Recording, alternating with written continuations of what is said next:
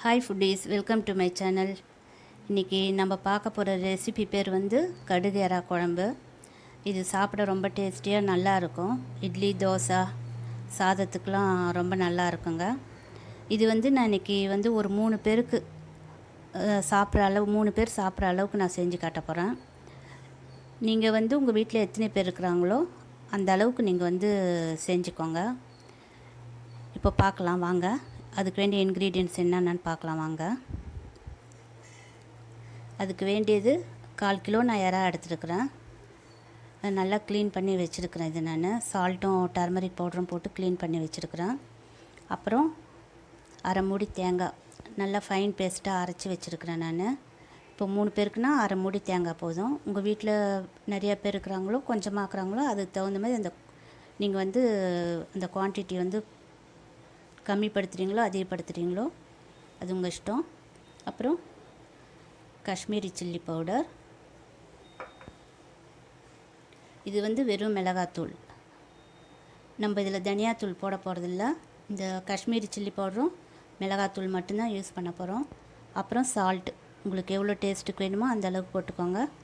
அப்புறம் turmeric powder, கொஞ்சம் தாளிக்க கறிவேப்பிலை, ஒரு லெமன் எடுத்துக்கோங்க. நான் வந்து இங்கே 2 நாட்டு தக்காளி வந்து கட் பண்ணி வச்சுருக்கிறேன். சின்ன சின்னதாக கட் பண்ணி வச்சுருக்கேன். அப்புறம் 3 வெங்காயம் கட் பண்ணியிருக்கிறேன். பூண்டு இதுக்கு நிறையா போட்டால் நல்லாயிருக்கும். உங்களுக்கு எவ்வளோ தேவையோ பூண்டு போட்டுக்கோங்க. அப்புறம் தாளிக்கிறதுக்கு வந்து நல்லெண்ணெயில் தான் இது தாளிக்கணும். நல்லெண்ணெயில் தாளித்தா ரொம்ப நல்லாயிருக்கும். சன்ஃப்ளவர் ஆயிலில் தாளிக்காதீங்க. தேங்காய் எண்ணெயில் தாளித்தா கூட நல்லாயிருக்கும். அப்புறம் கடுகு, இது வந்து தாளிக்கிறதுக்கும் அப்புறம் வந்து இதை வந்து பவுடர் பண்ணி போடுறதுக்கும் கடுகு வேணும். அவ்வளோதான். நம்ம வந்து எப்படி பண்ணுறதுன்னு பார்க்கலாம் வாங்க. இப்போ நம்ம கடுகு வந்து வறுத்து இதில் போட்டுட்டேன். இது வந்து நல்லா நம்ம பவுடராக நுணுக்கிக்கணும். இதில் பவுடராக ஆக்கிக்கணும். உங்கள்கிட்ட இதேமாரி இருந்துச்சுன்னா பாருங்கள். இல்லைன்னா நீங்கள் என்ன பண்ணுறீங்க, ஒரு பேப்பர் போட்டு இல்லைன்னா ஒரு பிளாஸ்டிக் கவருக்குள்ளே இதை போட்டுட்டு நல்லா அந்த சப்பாத்தி திரட்டுற அந்த உருட்டை இருக்குது இல்லை, அதை போட்டு இப்படி நீங்கள் இப்படி திரட்டினா நல்லா பவுடர் ஆகிடும். இப்போ என்கிட்ட இந்த கல் இருக்கிறதால இதில் வந்து நான் பவுடர் ஆக்கிறேன். இது அப்படியே கொஞ்சம் ஆறட்டும். நம்ம வந்து இப்போ குழம்பு எப்படி தாளிக்கிறதுன்னு பார்த்துடலாம். ஃபஸ்ட்டு வந்து நான் அடுப்பில் வந்து பாத்திரம் வச்சுட்டேன். நல்லெண்ணெய் ஊற்றிக்கலாம்.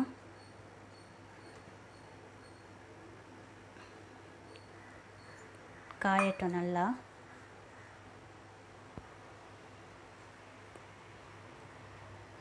இதில் வந்து நான் உளுந்துலாம் போட்டு தாளிக்க போகிறதில்ல, வெறும் கடுகு போட்டு தான் தாளிக்க போகிறேன்.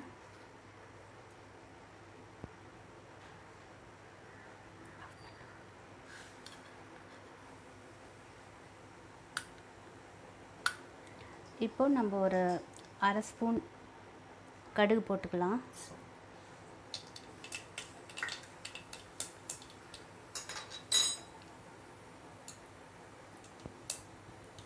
நல்லா பொரிஞ்சு வரட்டும்.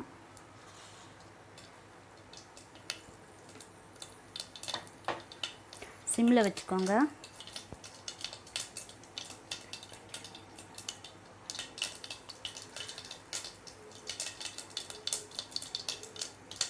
இப்போ ஆனியன் போட்டுக்கலாம். புதுசாக கற்றுக்கிறவங்க ரொம்ப ஜாக்கிரதையாக வேலை செய்யுங்க. ஏன்னா கடுகு பொரியும் போது ஆனியன் போடும்போது நம்ம கையில் எண்ணெய் தெளிக்கிறதுக்கு சான்சஸ் இருக்குது.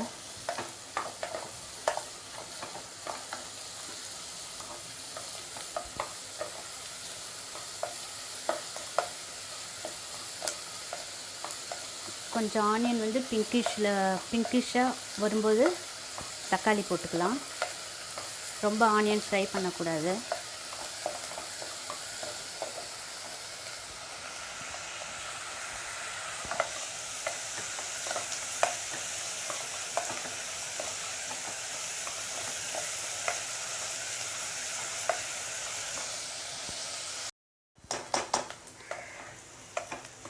இப்போ நம்மளோட ஆனியன் வந்து கொஞ்சம் வதங்கிடுச்சு.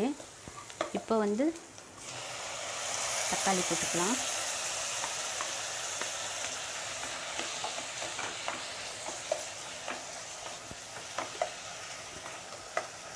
கொஞ்சம் ஹை ஃப்ளேமில் வச்சு நீங்கள் வதக்குங்க.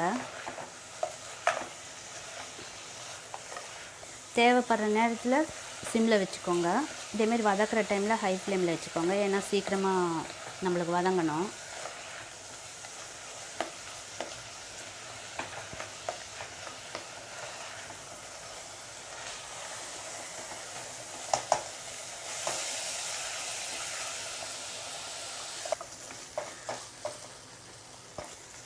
இப்போ நம்ம தக்காளி வெங்காயம் வதங்கிடுச்சுங்க. இப்போ நெக்ஸ்ட்டு நம்மளுடைய கார்லிக் போட்டுக்கலாம்.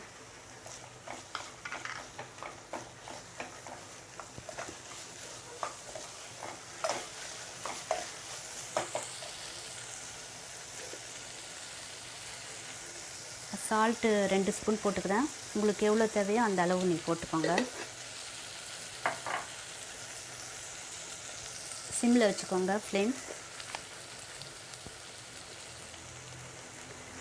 அதுமாரி டர்மரிக் பவுடர் வந்து 1/2 ஸ்பூன் போட்டுக்கிறேன். ஏன்னா அந்த ப்ரான்ஸில் இருக்கிற ஸ்மெல்லாம் போகணும், அதனால் கொஞ்சம் அதிகமாக போட்டுக்கிறேன் நான்.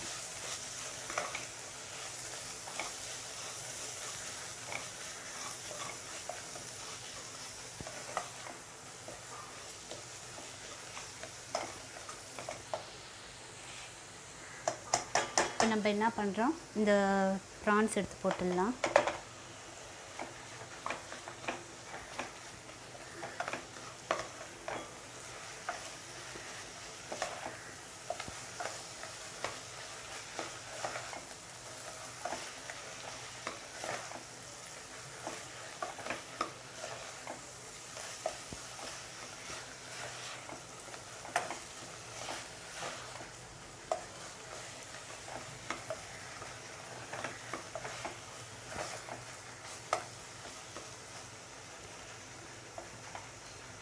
ஃப்ளேம் வந்து சிம்மில் வச்சுக்கோங்க.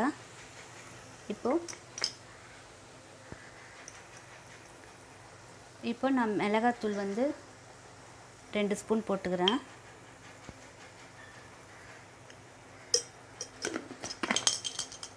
இது ஆக்சுவலி வந்து எங்கள் அம்மாலாம் நல்லா மிளகாய் வந்து ஊற வச்சுட்டு, காஞ்ச மிளகாய் ஊற வச்சுட்டு கையிலேயே அரைச்சி அம்மியில் அரைச்சி பண்ணுவாங்க.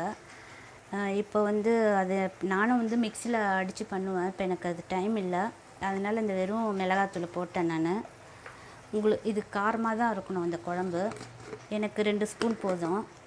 உங்களுக்கு எவ்வளோ காரம் வேணுமோ அந்த அளவு போட்டுக்கோங்க. காஷ்மீரி சில்லி பவுடர் வந்து 1 ஸ்பூன் போட்டுக்கிறேன்.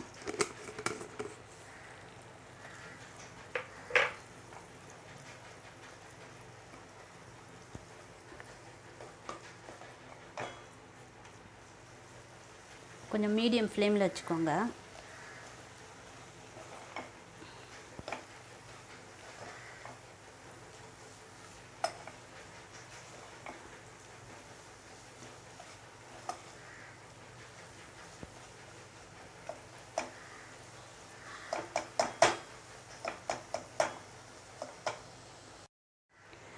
இப்போ நம்ம வந்து இந்த இறா வேகிறதுக்கு தண்ணி கொஞ்சம் ஊற்றிக்கலாம்.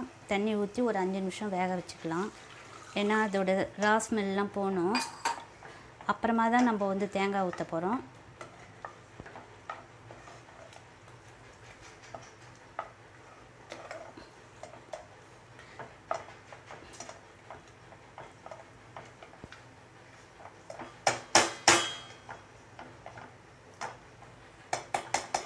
கொஞ்சம் மூடி வச்சிடலாம். ஒரு 5 நிமிஷம் கழித்து பார்க்கலாம் எப்படி வந்திருக்குன்ட்டு.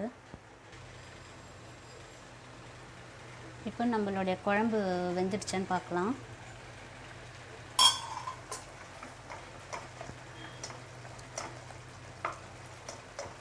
கொஞ்சம் தண்ணிலாம் வச்சிடுச்சு பாருங்கள். இந்த டைமில் வந்து நம்ம தேங்காய் ஊற்றிடலாம்.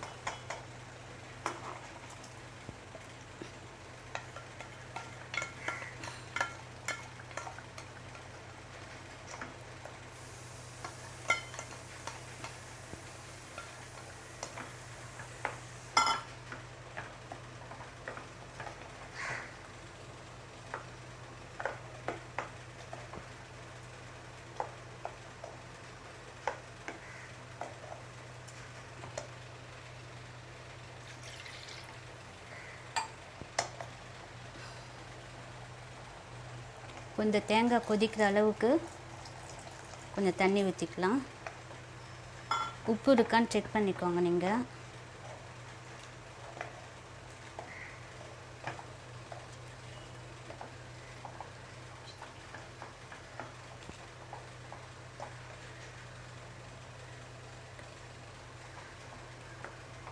தண்ணி பத்தில் இன்னும் கொஞ்சம் ஊற்றிக்கலாம். நம்ம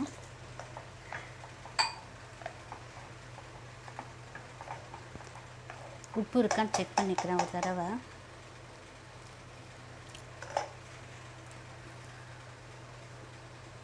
உப்பு எனக்கு பத்தலைங்க, நான் போட்டுக்கிறேன். உங்களுக்கு அதேமாரி உப்பு பார்த்து போட்டுக்கோங்க நீங்கள்.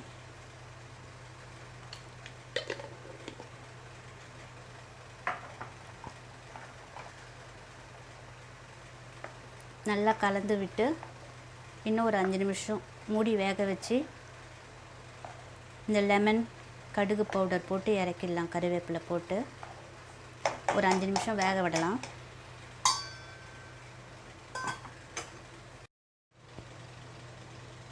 இப்போ நம்மளோட கடுகுரா குழம்பு வெந்துடுச்சான்னு பார்க்கலாம் வாங்க.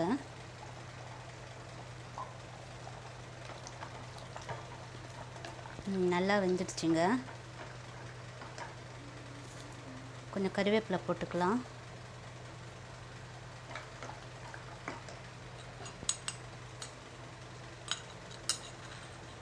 இந்த பவுடர் பண்ண கடுகு பொடி அதையும் போட்டுக்கலாம்.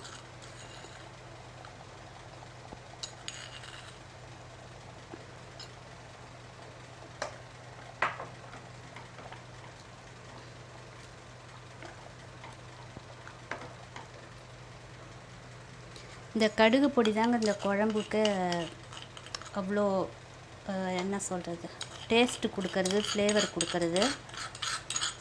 இதுதான் கடுகு எறா குழம்பு. இது பார்க்குறதுக்கு உங்களுக்கு வந்து சாதாரண குருமா தானே சொல்லிட்டு நினைப்பீங்க. அப்படி இல்லை, இது ஒரு தடவை நீங்கள் செஞ்சு சாப்பிட்டு பாருங்கள், ரொம்ப சூப்பராக இருக்கும். இப்போது நம்ம வந்து லெமன் பிழிஞ்சிடலாம்.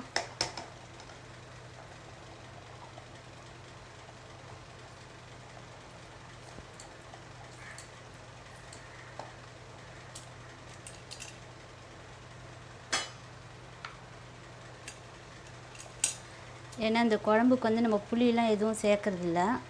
அது வேறு இல்லாமல் மிளகாத்தூள் போட்டுக்கிறோம், கடுகு போட்டுக்கிறோம். ரொம்ப ஹீட்டு, வயிறுக்கு ஒத்துக்காது. ஸோ நீங்கள் லெமன் வந்து பிழிஞ்சு சாப்பிடுங்க, இதோட மிக்ஸ் பண்ணி சாப்பிடுங்க. அப்போ தான் டேஸ்ட்டும் நல்லாயிருக்கும், உடம்புக்கும் நல்லது நம்மளுக்கு. இப்போது ஆல்மோஸ்ட் நம்மளுடைய கடுகுரா குழம்பு முடிஞ்சு போச்சு. இப்போ இதை வந்து எப்படி சர்வ் பண்ணுறதுன்னு பார்க்கலாம் வாங்க. இப்போது நம்மளோட கடுகுரா குழம்பு ரெடி ஆயிடுச்சு பாருங்கள். பாருங்கள் எறா எவ்வளோ நெத்தாக நல்லா இருக்குது. பூண்டும் போட்டு வீட்டில் இது மாதிரி நீங்கள் செஞ்சு பாருங்கள், உங்களுக்கு ரொம்ப பிடிக்கும்னு நினைக்கிறேன். குழந்தைங்களுக்கு செஞ்சு கொடுங்க, ரொம்ப லைக் பண்ணுவாங்க. சாப்பிட்டுட்டு இது எப்படி இருந்ததுன்னு கமெண்ட் பண்ணுங்கள், லைக் பண்ணுங்கள், ஷேர் பண்ணுங்கள், சப்ஸ்கிரைப் பண்ணுங்கள். நான் இன்னும் ஒரு நல்ல ரெசிபியோடு உங்களை வந்து மீட் பண்ணுறேன். தேங்க்யூ.